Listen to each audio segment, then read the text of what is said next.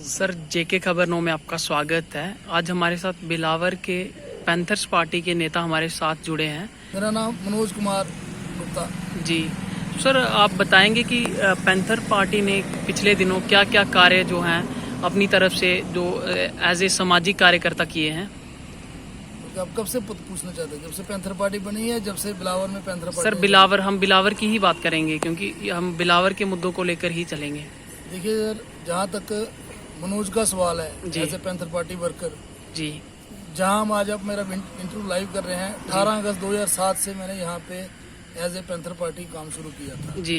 और पहला धरना 800 लोगों को लेके जो उज्ज पुल और कालने का जो पुल था जी, हमने यहाँ पहला धरना दिया था जी 18 अगस्त 2007 को। जी। उसके बाद से लेके आज तक अब किसी भी इशू पे आ जाइए, चाहे 2008 की एजिटेशन हो तो 61 डेज हम यहाँ लोगों के साथ बराबर के बैठे रहे जी, जमीन आंदोलन के लिए। उसके बाद किश्तवाड़ में जब वायलेशन हुई हिंदू मुसलमानों की, जी, तब भी मनोज ने बराबर का यहाँ पे बैलेंस बनाए रखा हिंदू मुसलमानों में। जी, उसके बाद डडवाड़ा में जब कभी गाय का केस हुआ, जी, तब भी यहाँ पे हिंदू मुसलमान का फसाद बनने वाला था, जी, तभी किसी से पूछ लीजिए, वाहिद एक पैंथर पार्टी का मनोज था जिसने 2 घंटे में सारा मसला हल किया और कोई ऐसे हिंदू मुसलमान के फसाद नहीं होने दिया। जी। कभी ट्रैक्टर का मुद्दा, कभी किसी अगली तार की सड़क का मुद्दा, कभी गलत की सड़क का मुद्दा। सर जिस तरह से आप बात करें 370 की, तो 370 में भी कहीं ना कहीं पैंथर्स पार्टी ने कहीं पहले कोर्ट के जरिए कोई केस लगाया था, उसके मतलब क्या कहना चाहोगे उसके बारे में? सर देखिए, अब 370 हट गया है। 370 और 35 की बात करूं तो इसमें मेरे से ज़्यादा मेरे सीनियर लीडर ज़्यादा बता सकते हैं, लेकिन जहां तक जब से मैं पार्टी में आया हूं मैंने इतना सुना है और देखा भी है प्रेस रिलीज में, 1982 से लेके प्रोफेसर भीम सिंह जो हमारे पैंथर पार्टी के सुप्रीमो हैं और सुप्रीम कोर्ट के वकील भी हैं और 12 मेंबर भी हैं, उन्होंने पिटीशन लगा के रखी थी और 3 बार हमारी पिटीशन खारिज हुई 370 लेके। हम इसमें अमेंडमेंट चाहते थे जी, लेकिन जैसे कहते हैं जिसकी सरकार होती है, जिसकी लाठी उसकी भैंस, जजेस इनके होते हैं, पुलिस ऑफिसर इनके होते हैं, बड़े बड़े ब्यूरोक्रेट्स मीडिया इनके होते हैं, इसलिए हमारी इसमें सुनवाई नहीं हुई। ये तो आज जो हुआ अच्छा हुआ, लेकिन इसमें जम्मू वालों के साथ धोखा हुआ। सर किस तरीके का धोखा, सर आप थोड़ा बताना चाहेंगे लोगों को? जितनी भी जो डिस्क्रिमिनेशन थी कश्मीर से होती थी जी, जितनी भी सरकारें बनी आज कश्मीर से बनी, वोट बैंक जम्मू का यूज किया गया जी, लेकिन आज अब अगर आप 370 की बात करें, हम भी खुश हैं, लेकिन जो चीज हमने सोची थी वो नहीं हुई। क्यों? आज मुझे बताइए 370 टूट गया, कश्मीर से लेके कन्याकुमारी तक हो गया जी, लेकिन जितनी डिस्क्रिमिनेशन तो कश्मीर वालों ने की जी, जम्मू ने किसी ने नहीं की।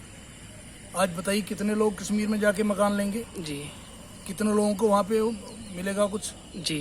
जो भी आ जाके जो नुकसान होगा, और ऊपर से हमें ये यूटी का दर्जा दे दिया जी, करे कोई भरे कोई। यहाँ पे यूटी बनाने की क्या इशू थी, इसके बारे में हमारे चेयरमैन हर्षदेव सिंह जी रोज रोड पे होते हैं, भीम सिंह जी कोर्ट में होते हैं, और हम ये जम्मू का जो अलग स्टेट का दर्जा है हम लेके रहेंगे जीते जी, और कोर्ट में भी जा रहे हैं, रोड पे भी बैठे हैं हम अपना। सर जिस तरीके से पिछले दिनों से हर्षदेव जी मजदूरों के लिए लड़ते आ रहे हैं, तो आप बताएंगे कि बिलावर के लिए भी कुछ ऐसा किया है जो? देखिए, सबसे बड़ी बात तो जैसे 370 के बाद इन्होंने जितने बड़े बड़े नेता थे जो अपनी एज ए डेमोक्रेसी, जो सुप्रीम कोर्ट का कानून है राइट टू स्पीच जी, आपको अपने बोलने का अधिकार है, वो छीना गया जी। आपने 6-6 महीने हर पार्टी के नेता जो आपकी पार्टी के अलावा थे, आपने किसी को मथुरा, किसी को आगरा, किसी को घर अरेस्ट किया, हर चेयरमैन को अरेस्ट रखा जी। और बिलावर में तो क्या बोलने का सवाल ही नहीं पैदा होता। जब हमारे इतने सीनियर नेता इन्होंने हाउस अरेस्ट रखे जी, तो हमारा तो बोलने का सवाल नहीं होता है, क्योंकि हम तो एक डिस्ट्रिक्ट लेवल के लीडर हैं जी, हैंड टू माउथ कमाते हैं, बच्चे परिवार पालना है, तो हमारा तो यहाँ पे बनता है। लेकिन हमारी पार्टी ने उस दिन से लेकर आज तक हमें जम्मू स्टेट के हक के लिए पहले भी लड़ रहे थे, अब भी लड़ेंगे और आगे भी लड़ेंगे जी। मनोज जी, आप बताएंगे कि आप जेके खबर 9 के माध्यम से लोगों को क्या बताना चाहेंगे, किस तरीके का? तो मैं आपका बहुत शुक्रगुजार हूँ कि हमारे बिलावर में आज की डेट में जेके खबर 9 हुआ, लाइव मीडिया शुरू हुआ है। अभी मुझे लगता नहीं कोई ऐसा और कोई चैनल होगा, कठुआ में होगा, लेकिन बिलावर में खासकर ऐसा नहीं है, क्योंकि यहाँ पे जब भी कोई वायलेशन होती थी, 2013 में जब पानी का मसला आया, कुत्ते की तरह लिटा के मेरे को मारा गया, प्री प्लान मारा गया कांग्रेस के द्वारा। कोई फोटोग्राफर नहीं था, कोई लाइव नहीं था, कोई सुनवाई नहीं हुई। जी इसी तरह कोई भी सड़क बनती है ऐसा आता है, कोई फोटोग्राफी नहीं हुई। पहाड़ी इलाका था, कोई नहीं जाता ऊपर। अभी भी आप पहाड़ी इलाके में मेरे साथ चलो, रामकोट से लेके तो मशेडी तक, नाला लोंग तक जो बिलावर की कॉन्स्टिट्यूंसी है, इतनी बदतर हालत है। लगता नहीं है कि यहाँ पे हमें अभी तक 6 साल से या 5 साल से बीजेपी की सरकार है। जी ये मैं आपको बताना चाहता हूँ। जी। तो सर आप बताएंगे कि आगे आप किस तरीके से काम करेंगे अपनी पार्टी को लेकर, देखिए, किस तरीके से लोगों की मदद करने की कोशिश करेंगे? सबसे बड़ी बात यहाँ पे ये है, यहाँ पे पहले तो एक चीज़ चलती थी, हिंदू और मुसलमान, फिर हो गया राजपूत और ब्राह्मण। अब नई परिभाषा शुरू हो गई है। जो बड़े बड़े नेताओं के बच्चे हैं अपनी मर्जी से लोगों को यूज करते हैं, नए दल बनाते हैं, वहाँ पे जाके डिस्क्रिमिनेशन करते हैं। जी।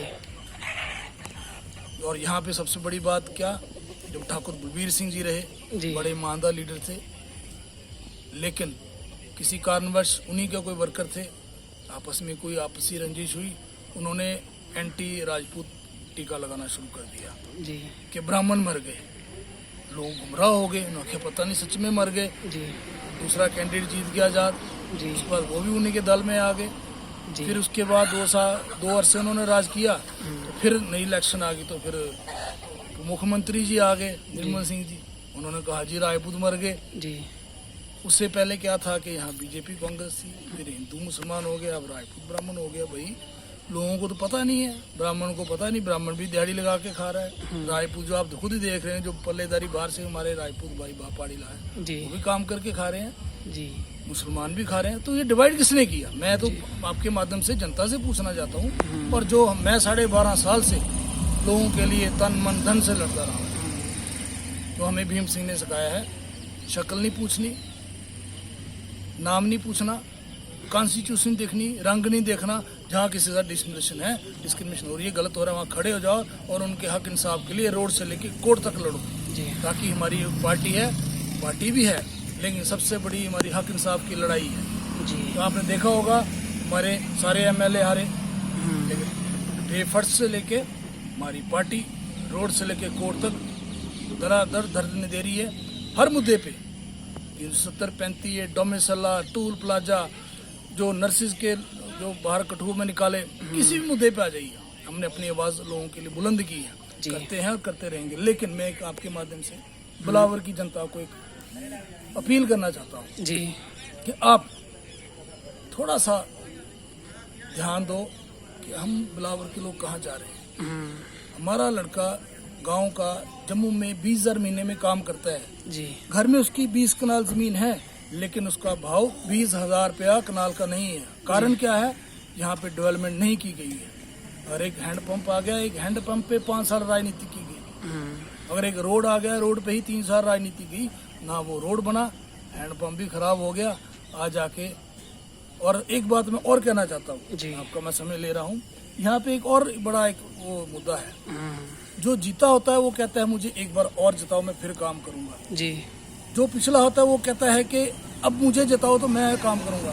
जो हार गया होता है कहता है मुझे एक बार और जिता दो, मैं काम करूंगा। लेकिन पैंथर पार्टी कहती है हमसे काम लो, हम काम करके बताना चाहते हैं कि पैंथर पार्टी काम करके वोट लेती है।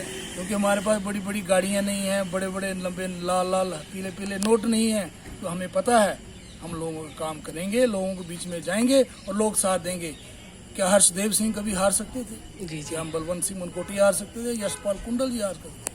हमारा काम बोलता है। अगर बिलावर में मनोज ने काम किया है तो बच्चा बच्चा गवाह है।